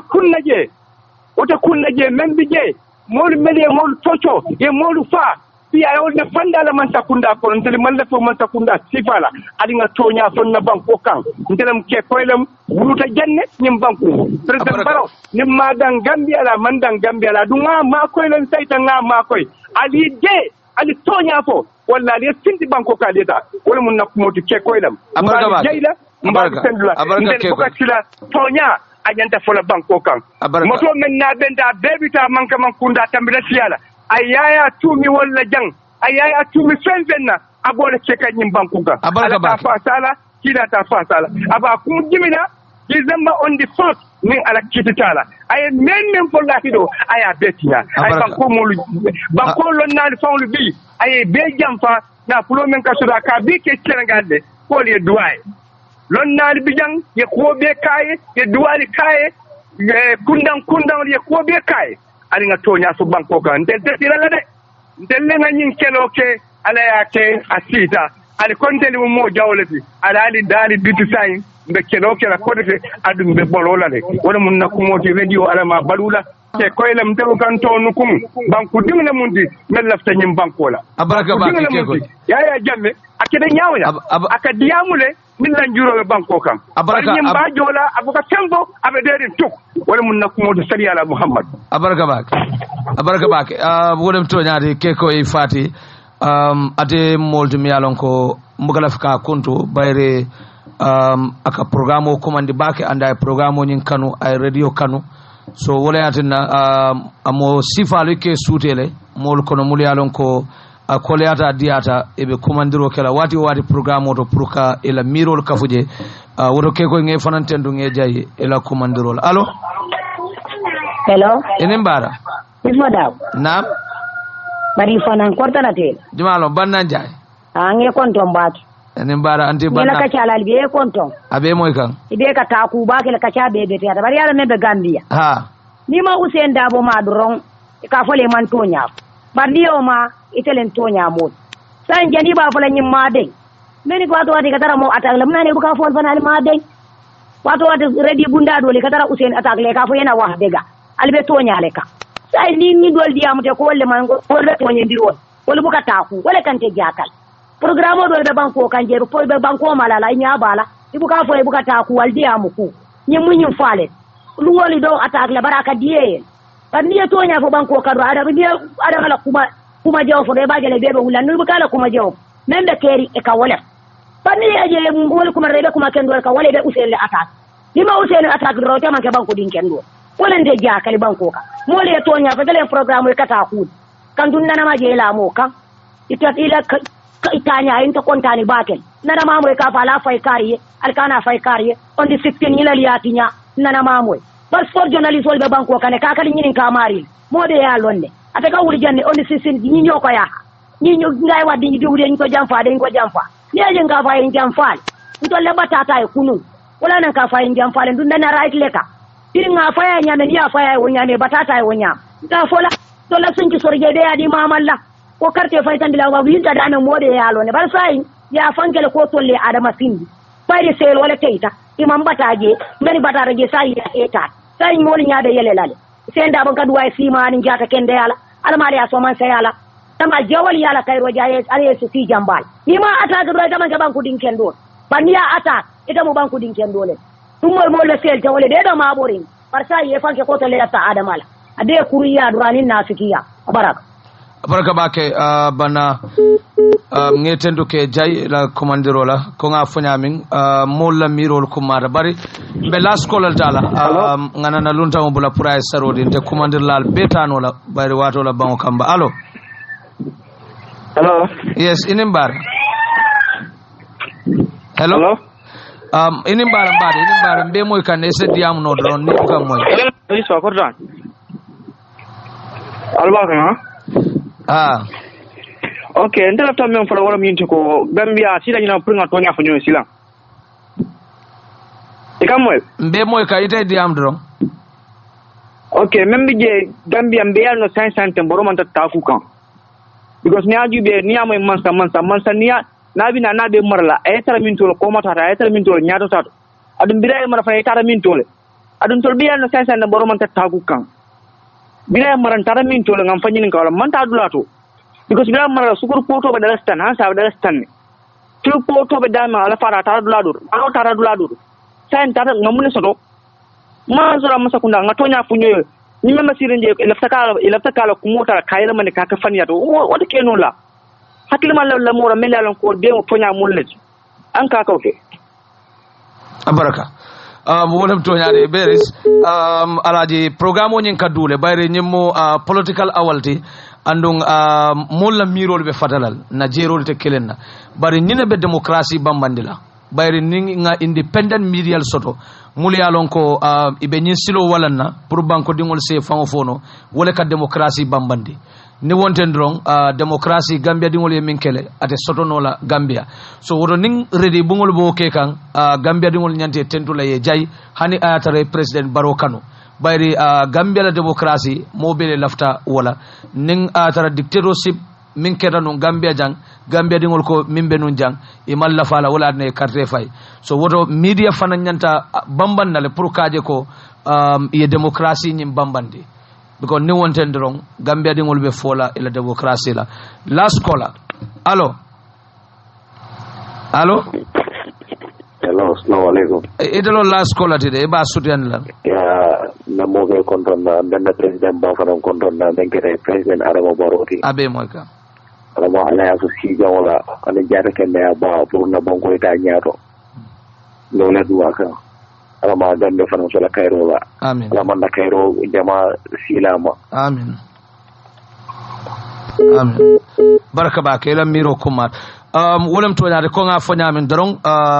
wato bantale bayri redi do ko wate mu watolti banning ala kidi dala sibito fanan bina muruna na janne talang nani kara tala woro kan dami alon ko mbe political nyaton ko sambala nan pour ni ka kacha mol fanan kela miro litande o kambala alaji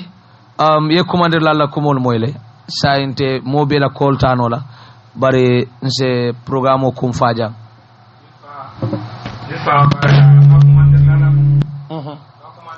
mo moyle ready do ko hakel tuolong ane ready diamu hakel tuolong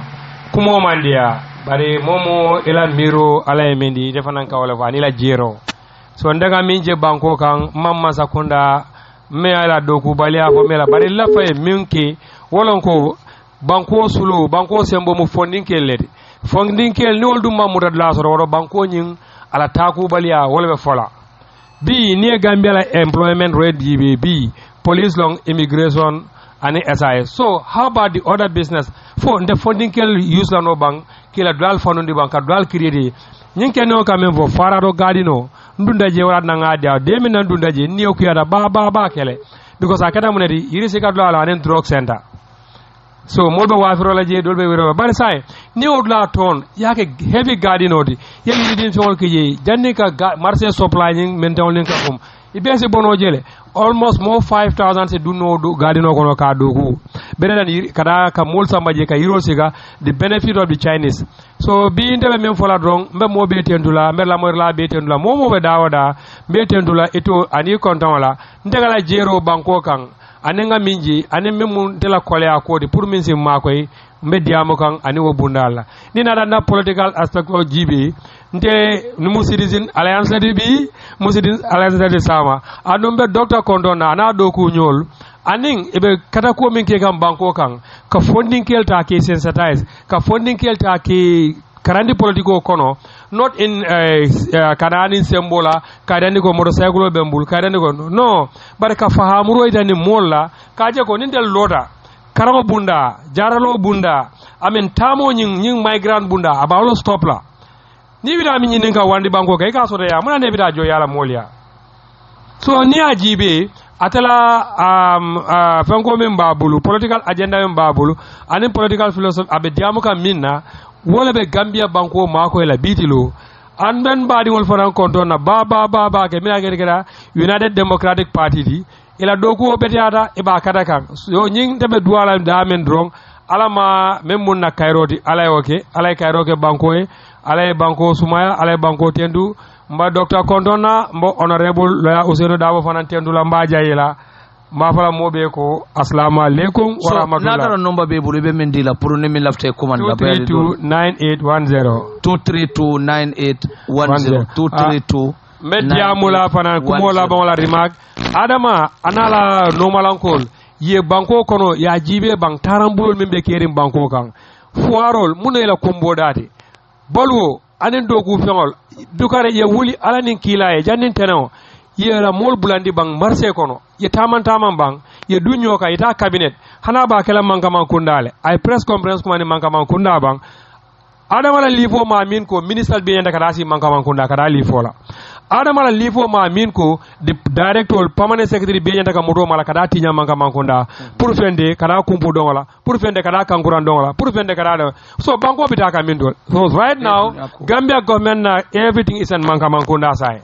so banko bita nyaadi wolonto wassalam abaraka bake alaji ngeten ke jay i wato minta pour kana programme to ani mulyalon ko fanan e be commandiro ke programme kono mbal be tendula kale jay ali alla credit ko minta pour ka commandiro ke bayri momon credit di alla pour ale commander ki jang bari ali kano min so do programme nyinto ani alla laftal dadu nakachato wala adal be commandiro lo woto kal tendu kan kale jay anin kayitan dalla ko be tarrajanne pour kaje ko démocratie nyen Gambia dingol min kele wati jang ka bambande anin ka sabatin wobe keno la nyami wolam pour mo be sa dadunno kachato e bota patio patito e ka patio pati support